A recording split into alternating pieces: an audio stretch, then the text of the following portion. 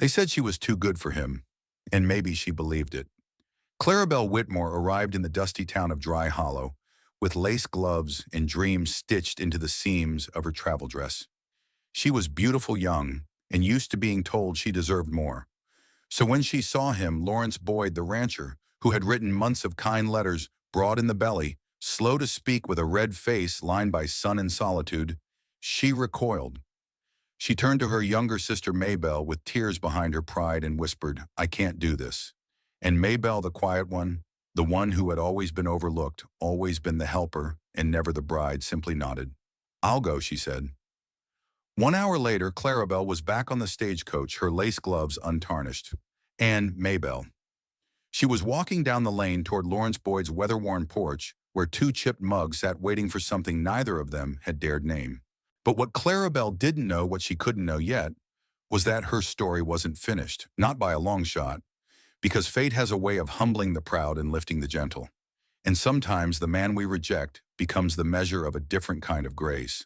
Sometimes the one we overlook steps into a life we were never meant to carry, and sometimes we return, not to reclaim what we lost, but to understand what love actually looks like. When Clarabelle finds herself cast out, older, wiser, lonelier, she will learn what her sister discovered that day on the ranch, that affection is not about appearances, that kindness can be quiet and wide-shouldered, and that dignity is not earned by beauty, but by choosing love over judgment. This is a story not just of two sisters and one rancher, but of the long road between pride and redemption. It is about the gentle strength of women who are told they're not enough or told they're too much, and the men who choose to see them anyway. So if you've ever wondered what might have happened after the door was closed, if you've ever been passed over or felt like time has run out, stay with us. Because in this Wild West tale, healing doesn't come with fireworks. It arrives with a cup of coffee, a porch light left on, and the soft sound of someone saying, "I'm glad it was you who came back." There's a kind of loneliness that doesn't come from being alone, but from being unseen. Eleanor Whitmore knew that kind too well. At 52, with soft hands roughened by a life of caregiving and a round frame that no corset could disguise, she no longer pretended to be the blushing young bride the West seemed to prefer. Once long ago, she'd been told she had a kind face, but years of hard choices caring for her ailing father until the end had etched tiredness where joy used to live. She'd written her letters carefully, poured her whole heart into each page.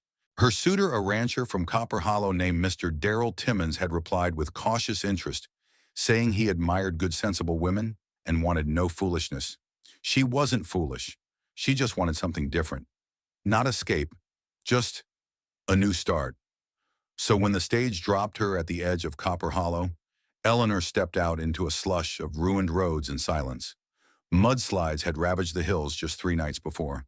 The town was half buried, buildings broken like matchsticks, the general store gone, the church bell twisted in the dirt like some cruel joke. But worse still, there was no sign of Mr. Timmons.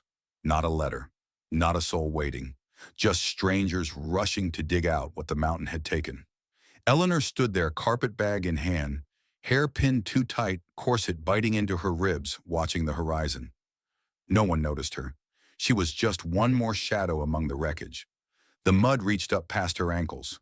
Cold, heavy, familiar. Her presence wasn't just forgotten, it was invisible. And still she waited, until a voice behind her, gruff and low, said, "Ma'am, that road ain't safe to stand on." She turned. A tall man in a long oilskin coat hat, low against the drizzle, stood there. He wasn't young. Gray flecked his beard. His eyes, sharp but tired, studied her, not with judgment, but a quiet concern. There was something about the way he didn't rush, as if he saw people, not just problems. "I'm looking for Mr. Darrell Timmons," she said. Her voice cracked. "I'm supposed to marry him." The man frowned. "Timmons," he echoed. "That fool ran off to Carson 2 days ago. Didn't tell nobody. Left his land behind. And his livestock." Eleanor's heart sank. The man didn't say, "I'm sorry." He didn't offer pity. But he looked at her, really looked, and said, "Well, that was wrong of him." And for some reason, that simple truth made her eyes burn. He extended a gloved hand. "Name's Boone Calhoun. I'll help you find a roof tonight." Then we'll see what you want to do next." For the first time in years, Eleanor wasn't brushed aside. She was seen. What kind of man offers help without strings in a town buried in mud and silence? And what kind of woman finds the courage to accept it? Reunion, the meeting of souls who have both known too much loss. Boone Calhoun led with the kind of silence Eleanor had always trusted more than charm. He didn't talk unless something needed saying, and even then it was slow, like the man measured his words with the same care he used to walk across unstable ground. And that evening, Copper Hollow was nothing but unstable ground. The path up the hillside was slick, the mud cold as old grief. Eleanor held tight to her carpet bag, now streaked with brown slush. She wasn't used to letting someone else take the lead, but with Boone it wasn't surrender, it was relief. His cabin stood on a rocky bluff just above where the slide had stopped, sturdy and squared off like the man himself. One porch post leaned a little, and the door creaked when it opened, but inside it smelled of cedar smoke and something warm simmering on the stove. There was no grand welcome, just a fire, a dry towel, and a place to sit. And sometimes for folks like Eleanor, that was love enough. "I'll sleep in the barn," Boone said simply, setting a tin cup of coffee in front of her. "You can have the cot." She looked up surprised. "You don't have to do that."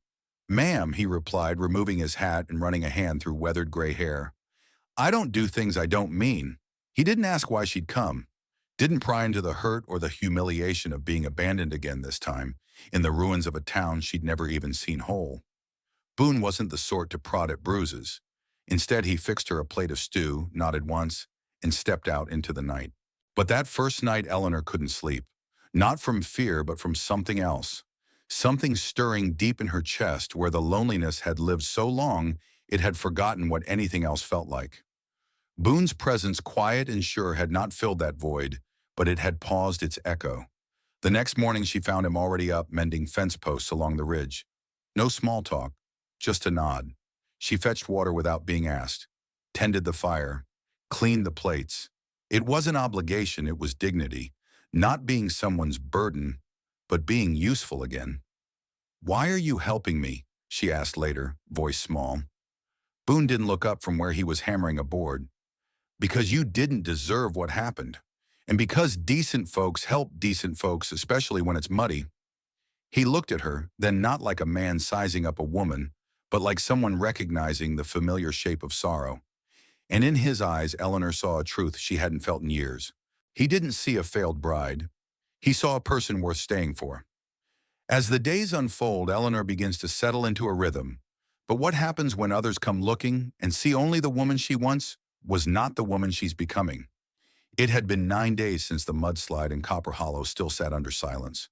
No letters came. No riders passed. It was as though the world had forgotten the mountain. But Eleanor hadn't forgotten herself. Not yet. Not fully. She swept Boone's cabin every morning and baked cornbread, even though her hands trembled. She mended the ripped curtain in the kitchen and folded Boone's spare shirts when she found them balled up on the shelf. The work felt like prayer, small acts of order in a life too long, made of waiting rooms and rejection letters. But in the quiet moments, shame still crept in. At dusk, she'd sit by the window staring out at the tree line. She hadn't come to Copper Hollow as a guest or a traveler. She had come as a bride. And now what was she? Just another woman, too old, too wide, too plain? Sent for then, forgotten. Boone never asked for her. Boone didn't owe her anything. And though his kindness never faltered, it made her ache all the more. How long could she live here like this, suspended between being unwanted and being unfinished? That evening she found Boone carving a handle for a tool out back. The sky was bruised with sunset and the pines whispered low in the wind. "Boone," she said quietly, "I need to ask you something." He looked up, his face unreadable. "Go on. Am I in the way? Do you want me gone?" The silence that followed nearly broke her, but then Boone stood slowly, brushing sawdust from his trousers. "No," he said plainly. "I want you safe. You stay as long as you like." She stared, unsure how to breathe. "But why I'm not You're not anyone's shame," he interrupted gently. "What they did to you wasn't right. What they saw in you or didn't doesn't matter here." She blinked hard. Boone didn't speak like a man trained in sweetness. His words were rough, quiet, but unshakably honest, like the land itself. That night, Eleanor couldn't sleep again, but this time it wasn't grief that kept her up. It was possibility. A question that had lain dormant for decades stirred inside her. What if she was still worthy? Not because of youth or beauty or what others said, but simply because she had breath in her chest and love left to give. But even the quietest places can't hide forever. When strangers arrive at Boone's Ridge bringing news and judgment, Eleanor must face the life she thought she'd left behind.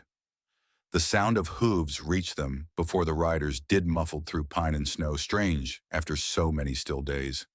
Boone was already at the edge of the porch, rifle slung easy across his back. Eleanor stood behind him, apron still damp from rinsing potatoes.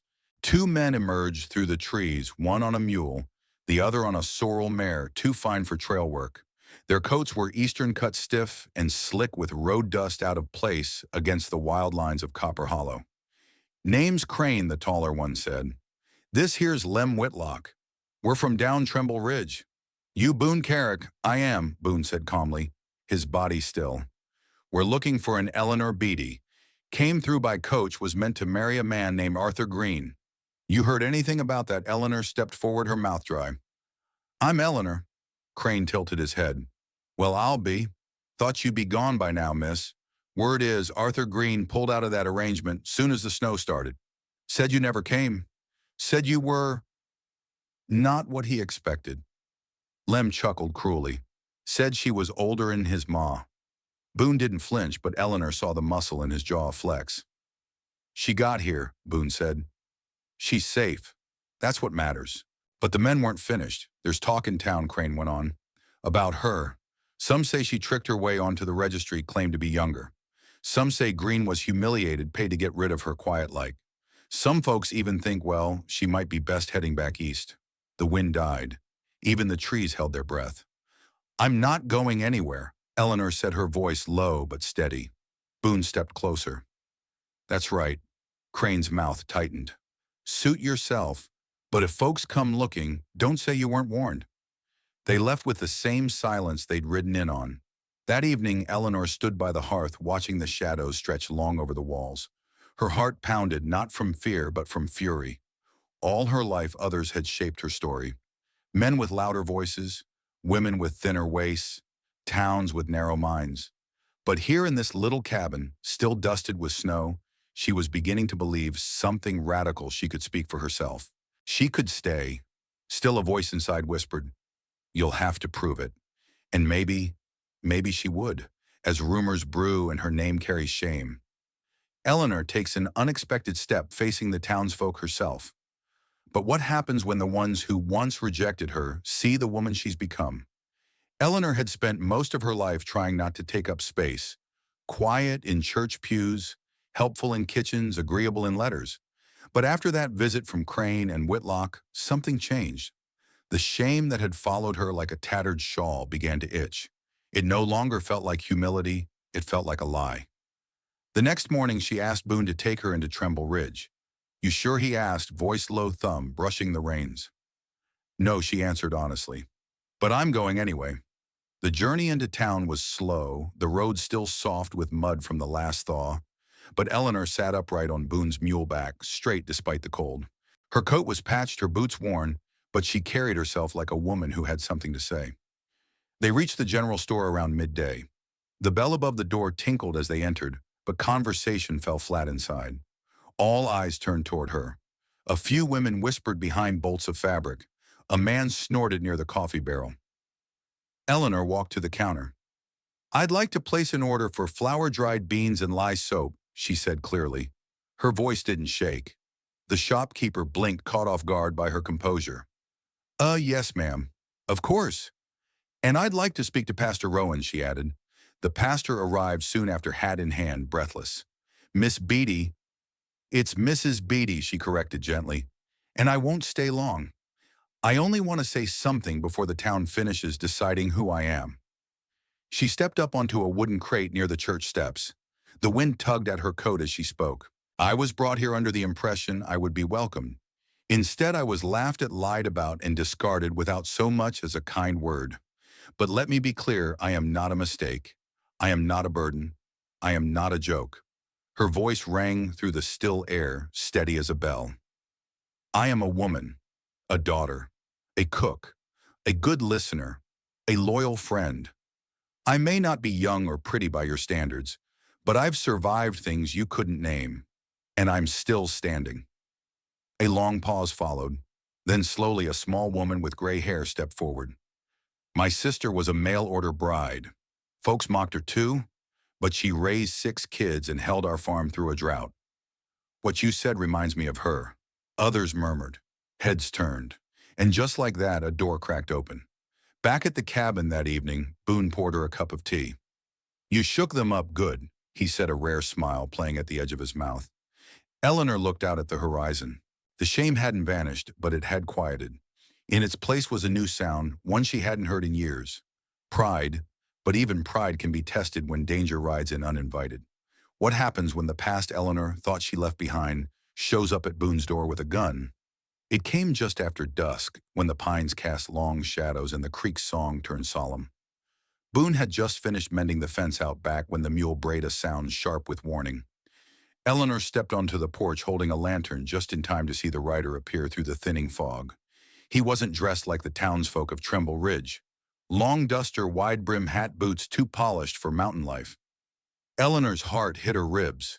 His name was Hollis Dean, and once many years ago, he was the man Eleanor had been forced to marry.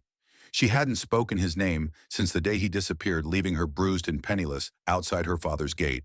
The papers had said he'd died in a mining collapse. But the dead don't ride in on black horses. Boone's posture shifted the moment he saw the man's hand resting too casually near his hip. You looking for something? I was told a woman came through. Hollis said, voice oily with charm. Said she was my wife. Eleanor stepped down from the porch, the lantern trembling slightly in her hand. You left me, Hollis. I never took your name after you disappeared. You forfeited any right to call me yours. Hollis tilted his head. I'm thinking the law might disagree. She's mine by marriage paper, and I intend to collect. Boone stepped forward. You so much as raise your voice at her again, and it'll be the last thing you do with your mouth. There was steel in Boone's voice, not just the bark of an old lawman, but the low thunder of someone who'd lost too much to let cruelty go unchecked. Hollis didn't back down. You think you can protect her? This old maid, this freight wagon of a woman? That's when Eleanor spoke, voice steady as the mountains behind her. She is not yours to mock. She belongs to no man, not anymore. It was the first time she had defended herself in public, not out of shame, but out of truth. Her voice carried like a church bell in the clearing. Hollis sneered, but Boone had already drawn his rifle from the wall. I used to be a Texas Ranger, he said, cocking the lever. And I've got 6 bullets that don't care for cowards. Hollis lingered too long before turning his horse, making a show of his exit, but he left. Dust rose behind him, but the air stayed heavy. Eleanor stood frozen on the steps. Boone stepped beside her. I didn't think I'd ever have to face him again, she whispered. Boone didn't respond with words. He just placed a hand on her shoulder, solid, present, kind. Inside, the fire glowed low. Eleanor sat near it with her hands in her lap, staring at the floorboards. I should have told you about him, she said, but I thought if I buried it deep enough, it wouldn't follow me. Boone knelt beside her. You don't have to explain. All that matters is he's gone. And I'm still here. She looked into his eyes and for the first time let herself believe it. He was still here, and she was no longer alone. But even with danger past the question, lingers, can a woman once broken truly begin again? Or will the scars of the past always whisper doubt into tomorrow? Spring came late to Tremble Ridge that year. Snow lingered at the mountain's crown like a memory, reluctant to let go, while the valley below stirred slowly to life, buds swelling on cottonwoods, wildflowers inching through softened earth. In the cabin tucked beside the creek, Eleanor baked bread in the quiet of morning. Her hands, once clumsy from nerves, now moved with ease and rhythm. No longer performing, no longer seeking approval, just being. Boone sat on the porch with a whittling knife, carving the same piece of pine he'd been shaping all winter.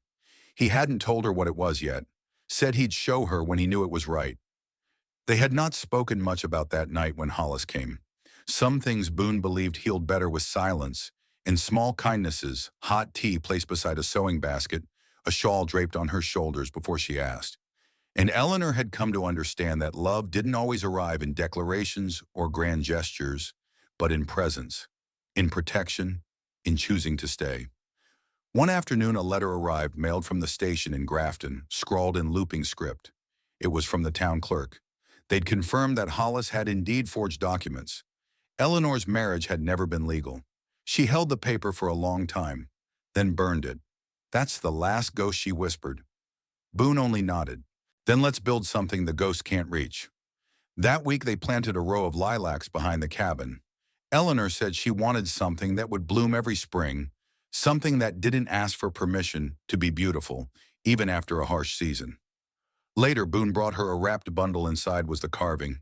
It was a small bird wings tucked close, perched on the edge of a nest. "For you," he said, his voice soft. "You've always been flying, Eleanor. Just didn't have a place to land." She wept, not from sorrow but from recognition.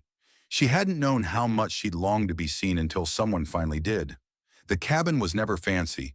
The days weren't always easy.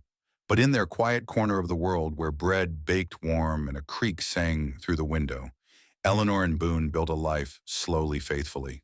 Not from what others thought they should be, but from who they were when no one was watching.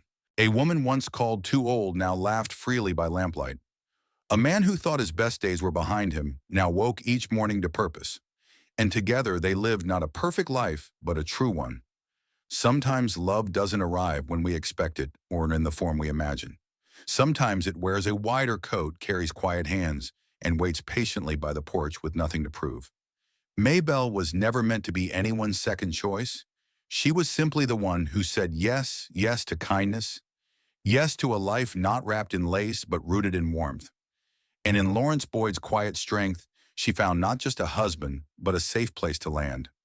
Not because he fit the world's measure, but because he saw her, cherished her, and never asked her to be less. And Clarabelle.